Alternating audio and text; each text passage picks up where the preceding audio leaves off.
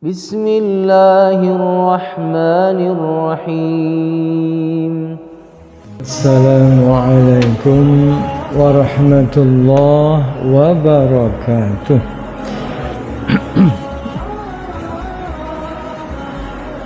Innal hamdalillah nahmaduhu wa nasta'inuhu wa nastaghfiruh wa na'udzu billahi min shururi anfusina wa min sayyiati a'malina may yahdihillahu fala mudilla lahu wa may yudlil fala hadiya lahu. Asyhadu an la ilaha illallah wahdahu la syarika lahu wa asyhadu anna Muhammadan 'abduhu wa rasuluh. Allahumma shalli wa sallim wa barik ala nabiyyina Muhammadin wa ala alihi wa sahbihi ajma'in, amma ba'd. Bapak Ibu jamaah Masjid Jamasbah Paseban yang insyaallah senantiasa dirahmati oleh Allah Subhanahu wa ta'ala, puji dan syukur marilah senantiasa kita panjatkan kehadirat Allah atas segala limpahan rahmat, taufik, hidayah serta segala kenikmatan yang Allah berikan kepada kita, sehingga pada petang hari ini kita dapat melaksanakan ibadah sholat maghrib secara berjamaah dan kita dapat hadir di majelis ilmu. Semoga hadirnya kita di Masjid Jamasbah ini dicatat oleh Allah sebagai amal solih yang berbuah sorga besok di yaumil qiyamah. Allahumma amin. Salawat serta salam semoga senantiasa tercurah kepada junjungan kita Nabi Allah Muhammad sallallahu alaihi wasallam yang kita harapkan syafaat beliau besok di yaumil qiyamah. Allahumma amin. Hadirin jamaah yang dirahmati Allah Subhanahu wa ta'ala,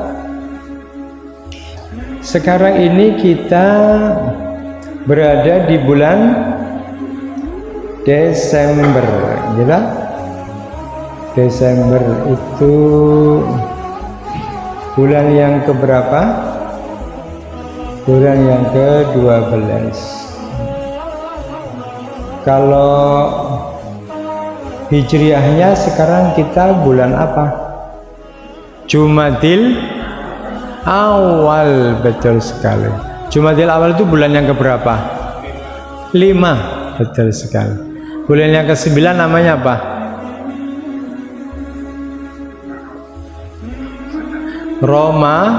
Ramadan. Bulan Dzulhijjah bulan yang keberapa? Lalinggian. Dzulhijjah adalah bulan ke-12. Niki jenengan niku wong Islam napa wong non Islam to niki? Wong Islam to nggih? Nek wong Islam kudune ngerti bulan-bulan Islam, begitu kan nggih? Nggih. Supaya kita ada bedanya antara orang Islam dan orang non Islam. Leres napa mboten?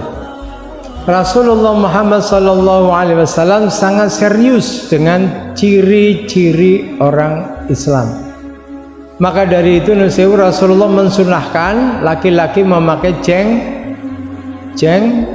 jenggot.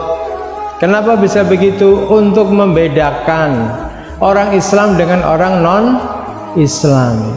Ngerti niku nggih? Niki sunah. Bukannya Islam itu berarti Islam itu mengkotak-kotakkan manusia, menjaga jarak antar manusia, tidak toleransi, tidak menghormati sesama pemeluk agama. Boten, ini ajaran Islam. Biasanya orang Yahudi itu memanjangkan jenggot dan memanjangkan kumis. Orang Nasrani biasanya memanjangkan kumis dan mencukur jenggot. Sedangkan Rasulullah, supaya kita berbeda dengan umat yang lain, maka Rasulullah mensunahkan kita untuk memanjangkan jenggot dan mencukur kumis, ya. Ini bernilai sunnah. Wong dene nun sewu ada orang Islam yang tidak menggunakan memanjangkan jenggot nggih sampun dilokke, ora usah diarani kafir dan sebagainya. Tapi kalau ada orang Islam yang memakai jenggot, ya ora usah dilokke. Sing nganggo jenggot kuwi saya dawa jenggote tambah bodho. Wonten mboten sing ngomong ngaten niku? Wonten nggih? Niku ya salah meneh, nggih. Karena apa? Bagaimanapun juga sunnah. Nah, Bapak Ibu hadirin yang berbahagia rahimakumullah, Islam niku agama sing cetha, ya. Halalun bayyinun, haramun bayyinun. Halal itu jelas, haram itu juga jelas. Di dalam Islam semuanya niku cetha. Semuanya ada aturan mainnya. Maka dari itu Allah dalam surat Ali Al-Baqarah ayat 208, insyaallah kita sudah pada hafal semua ayat ini. Allah ngendika kepada orang yang beriman, ya ayyuhalladzina amanu dukhulu fis silmi kaffah wa la tattabi'u khutuwati syaitan innahu lakum aduwwum mubin. Yang artinya, wahai orang-orang yang beriman, masuklah kalian ke dalam Islam secara kafah, secara menyeluruh, ya. Tidak cuma wajibnya saja yang dilakoni, tapi sunnah-sunnahnya juga dilakoni. Juga ijma ulamanya juga dicekeli sebagai rujukan-rujukan hukum, yaitu fikih. Maka dan masuklah Islam secara kafah, dan janganlah kalian mengikuti langkah-langkah syaitan. Artinya di luar ajaran Islam, yaitu yang bersumber dari Al-Quran, As-Sunnah, dan ijma ulama, itu adalah langkah-langkah syaitan. Yang kita dilarang sebagai orang yang beriman untuk mengikuti hal-hal yang seperti itu. Bu, Pak, untuk itu kita harus berhati-hati. Yang namanya setan itu, iblis itu diciptakan oleh Allah untuk menggoda manusia. Kita sudah tahu kan riwayatnya, di dalam surga semua makhluk di dalam surga, para malaikat diperintahkan oleh Allah untuk sujud kepada Adam. Semuanya pada sujud kecuali iblis. Ya, fasajadu illa iblis aba wastakbar. Iblis itu enggan, malas, nggak mau sujud kepada Adam. Wastakbar, lagian dia sombong. Ya, ketika ditanya oleh Allah, kenapa iblis kamu nggak mau sujud kepada Adam? Iblis menjawab bagaimana? Ya Allah, khalaqtani min nar wa khalaqtahu min tin. Ya Allah, engkau ciptakan aku ini dari api, dan engkau ciptakan Adam itu dari tanah. Api lebih hebat, lebih mulia daripada tanah. Begitu kesombongan iblis, laknatullah. Di dalam sorga, ketika iblis sudah diusir oleh Allah, ya, iblis ketika diusir oleh Allah keluar dari sorga dan divonis bahwa besok akan masuk neraka, iblis itu memohon, ada dua permohonannya iblis, yang dua-duanya dikabulkan oleh Allah Subhanahu wa Ta'ala. Yang pertama, iblis minta dipanjangkan umurnya sampai hari kiamat. Dikabulkan boten kali Gusti Allah, dikabulkan. Jadi iblis itu tidak mati-mati, Bapak Ibu, sedangkan kita manusia yang digoda itu mati. Iblis tidak mati sampai yaumil qiyamah karena dikabulkan oleh Allah, diizinkan oleh Allah.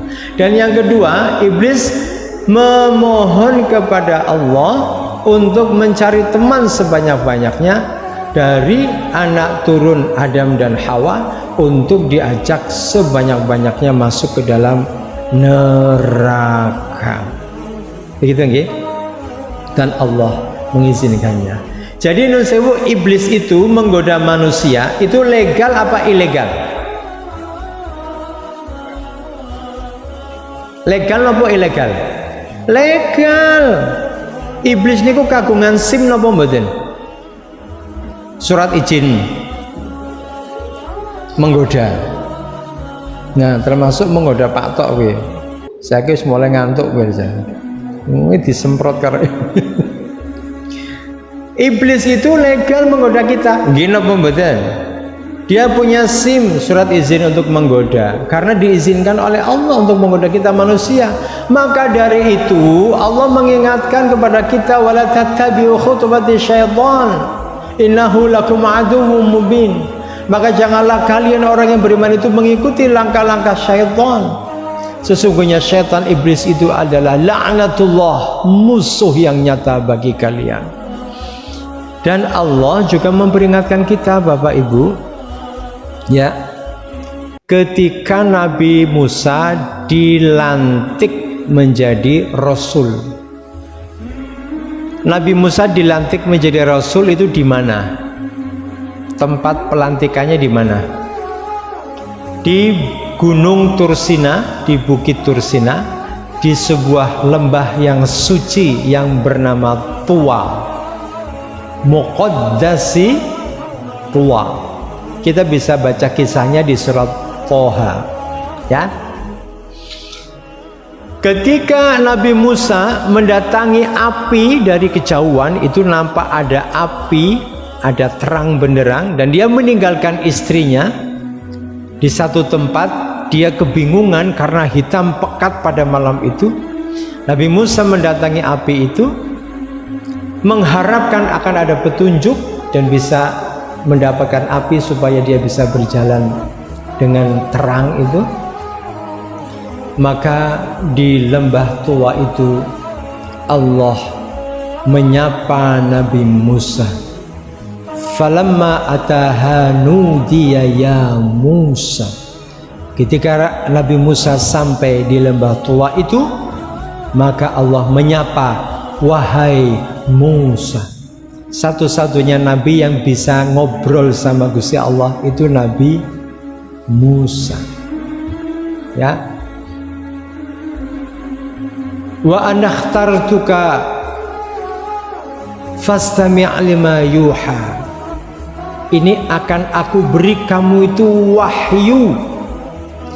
Yang pertama adalah innani anallahu la ilaha illa anna fa'budni wa aqimis sholata lidzikri.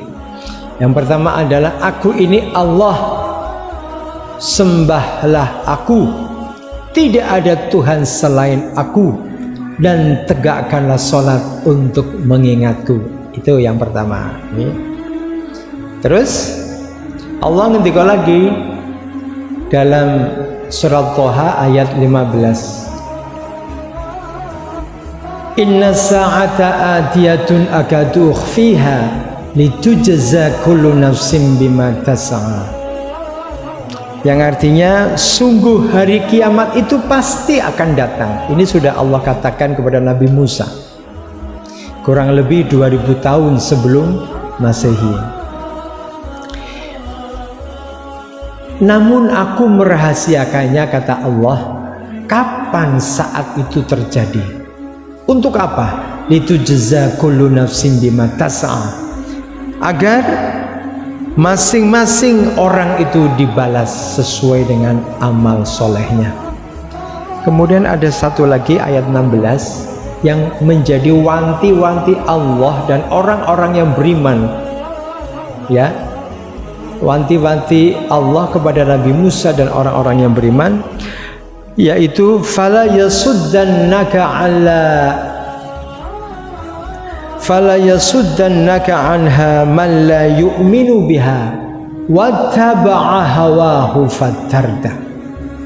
Yang artinya, maka janganlah engkau wahai Musa dan orang-orang yang beriman dipalingkan dari hari kiamat yang di sana kita akan dimintai pertanggungjawaban, akan ditimbang, akan dihisab seberapa banyak pahala amal soleh kita.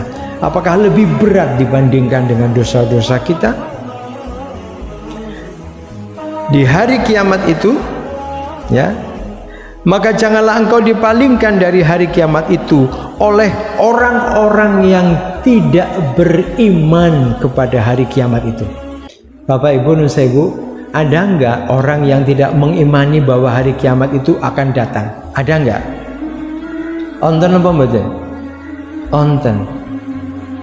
Kira-kira dari jumlah manusia yang beriman kepada hari kiamat dan yang tidak beriman kepada hari kiamat itu lebih banyak mana? Yang beriman apa yang tidak beriman? Kayaknya lebih banyak yang tidak beriman, ya. Yang Islam pun itu juga ada yang tidak percaya dengan kedatangan hari kiamat. Apa wong Islam niku percaya kabeh, beriman semua dengan datangnya hari kiamat? Ada enggak orang Islam yang tidak percaya akan datangnya hari kiamat? Onten mboten? Onten. Ini nek mriki mboten nonton nggih. Semuanya insyaallah pada beriman. Maka janganlah engkau dipalingkan dari hari kiamat itu oleh orang-orang yang tidak beriman kepada hari kiamat itu, dan oleh orang-orang yang mengikuti hawa nafsunya. Niku. Orang Islam itu juga ada yang tidak percaya dengan hari kiamat, dan ada yang memperuntukkan hawa nafsunya, yaitu orang-orang yang termasuk ke dalam ciri-ciri golongan orang munafik. Gini apa mboten? Nggih. Nah sing kafir cetok. Ya. Rasulullah di Mekah itu menghadapi cuma satu golongan, yaitu golongan orang kafir. Rasulullah dan para sahabat orang yang beriman. Tetapi ketika sampai hijrah di Madinah, Rasulullah menghadapi dua golongan, yaitu golongan kafir juga ada, satu lagi golongan orang munafik. Ya, munafik niku salat napa mboten? Salat. Abdullah bin Ubay itu juga ikut salat di belakang Rasulullah, tetapi hatinya penuh dengan penyakit yang namanya nifak alias munafik. Diajak perang waktu perang Uhud, waktu perang Uhud mereka mau, ya berangkat. Tapi di tengah jalan itu mereka 300 orang munafik niku nyempal, sehingga jumlah pasukan Islam itu yang harusnya 1000 niku berkurang 300, jadi cuman 700 orang saja. Untuk apa mereka nyempal? Dalam rangka untuk menggerogoti semangat orang-orang mukmin untuk berperang. Kurang ajar betul. Islam niku ketoke, ya. Tapi kita memang tidak bisa memberikan penghakiman bahwa kamu munafik ya, kita mboten saged. Ya. Maka dari itu ketika Abdullah bin Ubay meninggal dunia, Rasulullah tetap akan mensolatkan Abdullah bin Ubay. Dipenging kali Umar bin Khattab, ya Rasulullah, engkau akan mendoakan dia orang munafik. Rasulullah mengiyakan, sampai akhirnya Allah menurunkan ayat yang tidak membolehkan orang-orang yang beriman dan Rasulullah untuk mensolatkan jasad orang munafik. Tapi kita memang sulit untuk mengidentifikasi siapa yang munafik, ini ku angel. Maka dari itu harus hati-hati kepada orang-orang yang tidak percaya kepada hari kiamat dan kepada orang yang memperturutkan hawa nafsunya. Le omong niku waton, ketoke Islam, tapi Islamnya itu menyesatkan kita. Nah, Bapak Ibu hadirin yang dirahmati Allah, niku pembukaannya. Nah, kita nusewu di bulan Desember biasanya kita itu sibuk dengan media sosial, nopo tayangan-tayangan, nopo pernyataan-pernyataan dari sesama manusia, baik itu yang beragama Islam maupun yang beragama non-Islam, yaitu tentang nun sewu tanggal 25 Desember itu ada yang namanya Natalan. Ini Bang Badan. Dari dulu diskusinya itu nggak selesai-selesai, ya, yaitu berkaitan dengan toleransi, ya, umat beragama. Bapak Ibu nun sewu, pertanyaan, toleransi niku artinya apa? Nek onten soal, jenengan dikon milih. Toleransi berarti titik-titik. A. Saling menghormati. B. Tidak saling mengganggu. Jenengan jawabannya apa? Ulangi. Toleransi adalah titik-titik. A. Saling menghormati. B. tidak saling mengganggu. Jenengan pilih pundi? Hah? Pilih B. Betul sekali. Sinten sing pilih A? Ngacung. Mencotong ya. Toleransi itu bukan saling menghormati. Itu salah. Selama ini kita diperdengarkan bahwa yang namanya toleransi itu adalah saling menghormati. Nggih. Lah kok nun sewu jenengan kok milih sing B niku dasare nopo? Pak Tok jenengan milih nopo? Orang milih gue mesti. Islam adalah agama yang sempurna, makanya Allah memerintahkan ya ayyuhalladzina amanu dkhulu fis silmi kafah. Masuklah Islam secara kafah, karena Islam itu A sampai Z itu onten kabeh, termasuk definisi toleransi ya onten teng Islam. Ya, cuman banyak orang-orang yang membuat blunder, membuat kita bingung, yaitu ini tadi. Orang-orang yang tidak percaya dengan hari kiamat dan orang-orang yang memperuntukkan hawa nafsunya, ya. Wala yasuddannaka anha la yu'minu biha wattaba'a hawahu fatarda. Janganlah kalian mengikuti orang-orang yang tidak percaya dengan hari kiamat itu dan orang-orang yang memperturutkan hawa nafsu. Kenapa? Karena kalau kamu turuti mereka, kamu bisa binasa. Sama seperti Nabi Adam dan Siti Hawa keluar dari dalam surga, meninggalkan rezeki Allah berupa kenikmatan di dalam surga yang begitu luar biasanya. Kenapa? Karena Nabi Adam dan Siti Hawa melanggar hanya 2 syariat Allah. 2 syariat itu, yang pertama adalah jangan dekati buah kuldi, dan yang kedua jangan jadikan iblis sebagai teman. Dua-duanya dilanggar sama Nabi Adam dan Siti Hawa. Gimana? Jangan dekati buah kuldi, malah buah kuldi ini dipangan. Mendekati aja nggak boleh kok malah dimakan. Kenapa kok bisa Nabi Adam dan Siti Hawa memakan buah kuldi? Kenapa? Karena melanggar satu perintah lagi. Jangan jadikan iblis sebagai teman. Tetapi justru malah iblis dijadikan sebagai penasehat. Iblis mendatangi Siti Hawa. Hawa, mengapa engkau dan suamimu tidak diperbolehkan mendekati buah itu, buah kuldi? Kenapa? Pohon itu nggak boleh didekati. Kenapa? Aku nggak tahu. Kamu pengen tahu jawabannya? Pengen. Kenapa? Iblis. Karena buah kuldi itu buah keabadian. Kalau kamu memakannya, kamu akan abadi di dalam surga, dan Tuhanmu tidak menginginkan hal itu terjadi. Kurang ajar betul nih iblis. Berarti dia memfitnah Gusti Allah. Gini apa betul? Herannya apa? Siti Hawa niku pitados sama omongannya iblis. Oh begitu toh. Oh, terus aku harus bagaimana? Makan buah itu. Siti Hawa kemudian memakan, bahkan gak cuma 1, konon kabarnya 2 yang dimakan. Setelah dia makan buah kuldi, kemudian dia merayu suaminya Nabi Adam alaihissalam.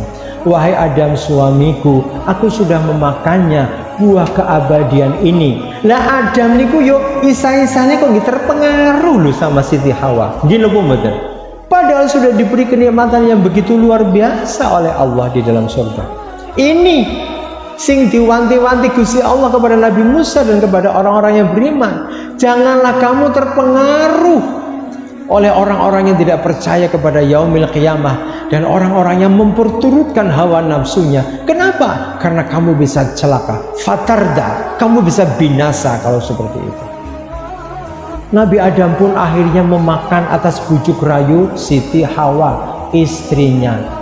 Begitu Nabi Adam makan, Allah langsung ngendiko, lah kowe tak kei syariat ning loro, jangan dekati buah itu. Lah kok malah dipangan? Jangan jadikan iblis sebagai teman. Lah kok malah jadi penasehat. Nggih napa mboten niki? Niki hati-hati. Konon kabarnya Nabi Adam baru makan sampai di tenggorokan, belum sampai ke perut. Allah sudah memperingatkan Nabi Adam dan Siti Hawa, sehingga konon kabarnya buah kuldi itu mandek tenggorokan Nabi Adam dadi kolo menjing. Jaring Siti Hawa belum sampai perut, baru buah kuldi sampai di dadanya, berhenti, akhirnya menjadi buah yang lain. Niku jare niku lho, mboten ngerti hadisnya mboten wonten niku. Nah, Bapak Ibu hadirin yang dirahmati Allah, sekarang ini banyak tayangan-tayangan apalagi di media sosial yang membuat kita itu goncang sebagai umat Islam. Utamanya nun sewu nek pun bulan-bulan Desember ngoten niku. Ini isanya kurang berapa menit, Mas? Ini kita sampai isya ya? Isanya kurang berapa menit? Meh nggih? Dedeng, kurang berapa menit?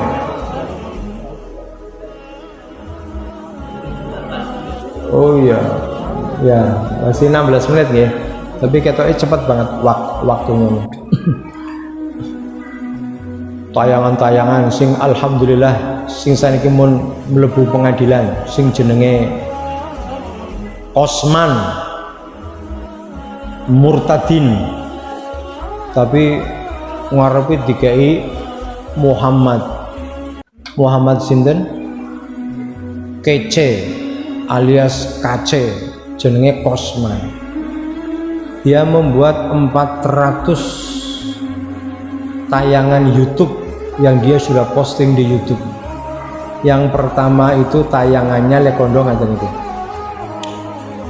Saya keluar dari Islam karena di dalam Islam itu Allah berfirman di dalam Al-Quran, celakalah orang yang sholat. Itu surat apa? Al-Ma'un. Fawailul lil musallin. Celakalah orang yang sholat. Ini ngerak tesi koma atau niku? Siapa yang celaka? Orang yang sholat tapi celaka. Alladzina hum fi sholatihim sahun, yaitu orang yang lalai di dalam sholatnya. Walladzina hum yura'un, dan dia itu pamer dengan sholatnya itu. Itu yang celaka. Gini apa betul? Tapi dipelintir sedemikian rupa sehingga orang-orang yang lemah imannya ketika mendengar tayangan itu langsung terpengaruh apa betul? Oh, lah aku dadi wong Islam kok sholat kok malah ciloko. Kayak sing menyampaikan Gusti Allah dewe, Tuhannya orang Islam. Kayak di dalam Al-Quran sendiri, kitab orang Islam. Ya wis, saiki aku tak keluar saja dari Islam. Niku ngaten niku. Terus nun sewu, sakniki niku warna-warna nggih. Yang namanya toleransi itu dipaksa-paksakan kepada umat Islam, seolah-olah umat Islam itu adalah umat yang tidak mengerti tentang toleransi. Padahal yang salah itu adalah orang yang mendefinisikan toleransi dengan definisi saling menghormati. Bu, Pak, ajaran agama satu dengan ajaran agama yang lain niku sama atau berbeda? Berbeda. Bagaimana kita bisa menghormati ajaran agama lain? Gila betul. Bagaimana kita akan mengatakan dan menghormati saya mas, saya ajaran panjenengan itu saya pripun yanggi tanggal 25 Desember Yesus lahir toh, berarti anak Allah itu lahir toh, saya niku saya kelakon apa mboten awake dhewe ngomong ngaten niku? Ya tidak bakal bisa. Kenapa? Karena bertentangan dengan ajaran Islam. Qul huwallahu ahad, Allahus samad. Hanya kepada Allah semuanya bergantung. Lam yalid wa lam yulad. Allah itu tidak punya anak dan tidak dilahirkan. Allah juga ngendika laqad kafarul ladzina qalu innallaha tsalitsu tsalatsa. Sungguh telah kafirlah orang yang mengatakan bahwa Allah itu satu dari 3 Tuhan. Gila pembaca. Kalau kita menghormati ajaran Kristiani, iman Kristiani, berarti kita keluar dari Islam. Gila pembaca. Ini yang salah dari sebuah definisi toleransi, yaitu saling menghormati. Kita sudah diajari oleh Kanjeng Nabi melalui surat Al-Kafirun. Qul, katakan Muhammad, ya ayyuhal kafirun, wahai orang-orang kafir, la a'budu ma ta'budun, kalian itu tidak menyembah apa yang kami sembah, wala ana abidu ma abadtum, dan kami ini tidak menyembah apa yang kalian sembah, lakum dinukum wal yatim, untukmu agamamu dan untuk kami agama kami. Gila pembaca. Jadi toleransi yang benar itu adalah konsep tidak saling mengganggu ajaran masing-masing, yang mana ajaran itu pasti ada petunjuk-petunjuk bagaimana cara beribadah. Kalau kamu mau beribadah ke gereja, monggo saja, mau ke pura, monggo saja, mau ke kuil, monggo saja. Tetapi kalian jangan mengajak-ngajak kami orang-orang Islam ini untuk ikut-ikutan datang ke gereja. Gila pembaca. Kenapa? Karena memakai jargon saling menghormati. Hormat dong. Kok kamu nggak ngucapin selamat Natal sama saya? Saya kan lagi berbahagia. Bahwa kamu berempati, ikut-ikut berbahagia. Kalau kita konsep toleransinya itu saling menghormati, kita pasti akan juga mengatakan selamat Natal. Tetapi di dalam ucapan selamat Natal itu berarti ada pengakuan keimanan bahwa ada anak Allah, anak Tuhan, anak Allah yang dilahirkan pada tanggal 25 Desember itu. Dan itu haram hukumnya. Sehingga toleransi itu ya tidak saling mengganggu. Cuman Bapak Ibu, dari dulu ini yang dicekok-cekoki ke dalam pikiran kita bangsa Indonesia, itu yang namanya toleransi itu ya saling menghormati. Maka dari itu Nun Sewu, waktu saya daftar CPNS ada tes tertulis dan tes wawancara. Yang wawancara itu ada 2 pewawancara. Yang pertama masalah administrasi perkantoran, gampang itu ya. Yang kedua, yang satu lagi niki masalahnya masalah mental ideologi. Niki rodo ngeri-ngeri sedang. Ya.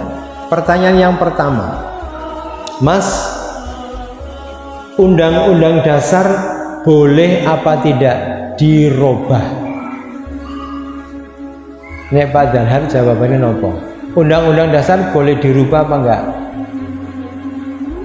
Boleh enggak? Niki sebelum amandemen zaman Pak Amin Rais jadi ketua MPR, boleh lihat tesnya ke tahun 97. Kalau saya jawabannya tidak boleh, mesti saya juga akan disalahkan. Loh, kok tidak boleh dirubah? Itu kan cuma buatan manusia, bukan kitab suci, ya enggak? Nanti jawabannya ngerti nih.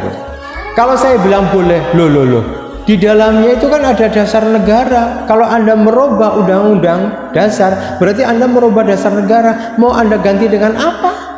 Dengan Islam, dengan komunis, dengan kapitalis. Rangat ini ku, mesti dioyak nih.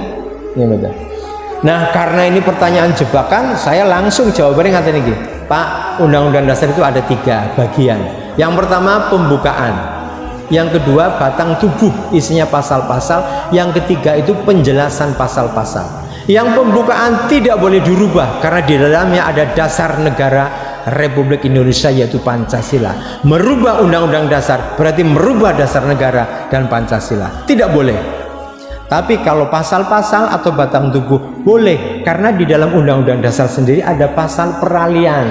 Jadi ento mengganti pasal-pasal dalam undang-undang dasar. Penjelasan juga tentu saja, kalau batang tubuhnya berubah, penjelasannya juga ikutan berubah. Wongnya langsung menang, kelakep, rampung. Pertanyaan yang kedua, Mas, Kita biasa hidup di masyarakat yang mayoritas Muslim.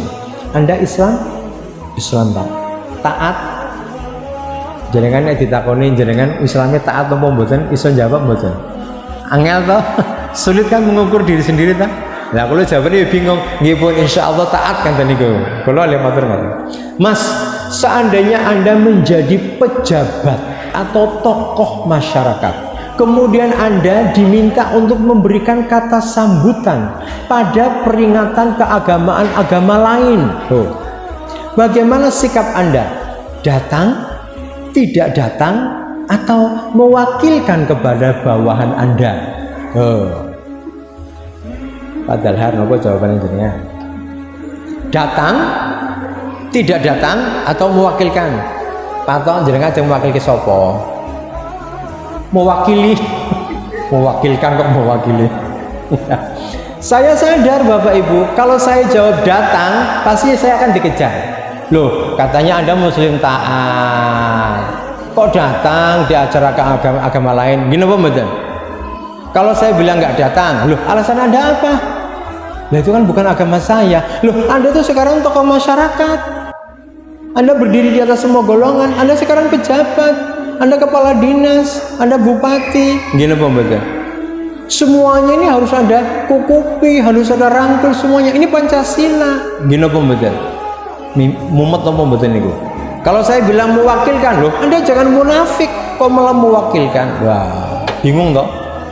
Akhiripun kalau jawabannya ngaten, Pak, kita di Indonesia itu punya dasar negara yaitu Pancasila. Pancasila itu sila pertama adalah ketuhanan yang Maha Esa. Terus yang direkomendasikan oleh Pancasila itu Pak, itu kerukunan antar umat beragama, bukan kerukunan antar agama. Gini apa betul? Kalau langsung dipenging kali Bapak, Mas, pertanyaan saya, Anda mau datang apa enggak? Itu aja yang dijawab, jangan muter-muter sampean. Malah digetak nanti niku kula. Lho kula gantian wani getak meneh. Ya nanti dulu, saya butuh latar belakang buat jawaban saya. Oh iya, silakan. Pak, yang direkomendasikan oleh Pancasila itu kerukunan antar umat beragama, bukan kerukunan antar agama. Agama itu nggak boleh rukun, Pak. Ibarat kita orang Islam diajari hablum minallah dan hablum minannas. Hablum minannas itu hablum minallah itu urusan agama, Pak.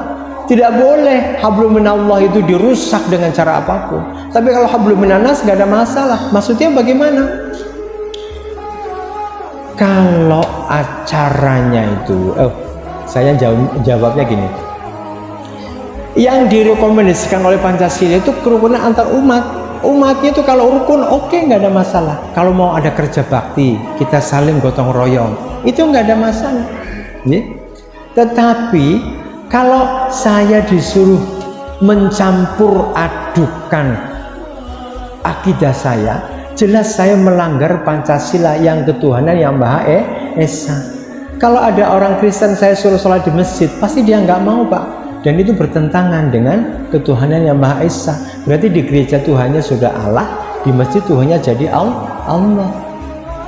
Saya juga seperti itu, saya nggak mau. Terus bagaimana sikap Anda, Mas? Mau datang apa enggak? Kalau acaranya ritual keagamaan, saya tidak datang karena itu hablum minallah, urusannya dengan akidah. Tapi kalau bukan ritual keagamaan, makan-makan, ya, kerja bakti, ya, tidak ada masalah. Kita bisa bergaul. Rasulullah juga pernah dapat kiriman dari Raja Muqawqis, Raja Mesir yang Kristen kok. Diberi madu, Rasulullah juga makan. Ali bin Abi Thalib juga pernah bekerja kepada orang Yahudi, dia dapat upah dari orang Yahudi, nggak ada masalah dengan itu. Urusan hablum minan nas. Tapi kalau hablum minallah, oh tidak bisa. Nah, Bapak Ibu, yang seperti ini itu sudah sering kita dengar, dan itu konsep toleransi yang salah. Maka dari itu konsep toleransi yang Islam tawarkan, Islam ketengahkan, itu adalah toleransi bermakna tidak saling mengganggu. Kalau Anda mau merayakan silahkan, tapi jangan ajak-ajak kami, nggih. Terus nusewu teng toko-tokone wong Kristen sing duwe wong Kristen niku nek pas ajeng Natalan niku penjaga tokone dikon ngangge topi merah putih sing wonten kliwir-kliwir niku jenenge napa? Santa, nggih. Santa Claus, nggih. Sinterklas. Ini namanya tidak toleransi ini. Kan berarti dia memaksakan, nggih, kebiasaan model-model agama Kristen kepada orang Islam. Harusnya apa? Jangan saling mengganggu, ya. Karena toleransi berarti tidak saling mengganggu, bukan tidak saling menghormati. Niki nusewu sekedar balik kurang berapa menit? Kurang 1 menit lagi azan Isya.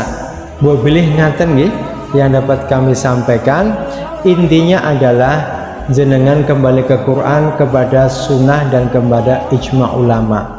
Jangan mengikuti pendapat-pendapat orang yang tidak percaya dengan hari kiamat itu terjadi dan orang-orang yang memperturutkan hawa nafsunya.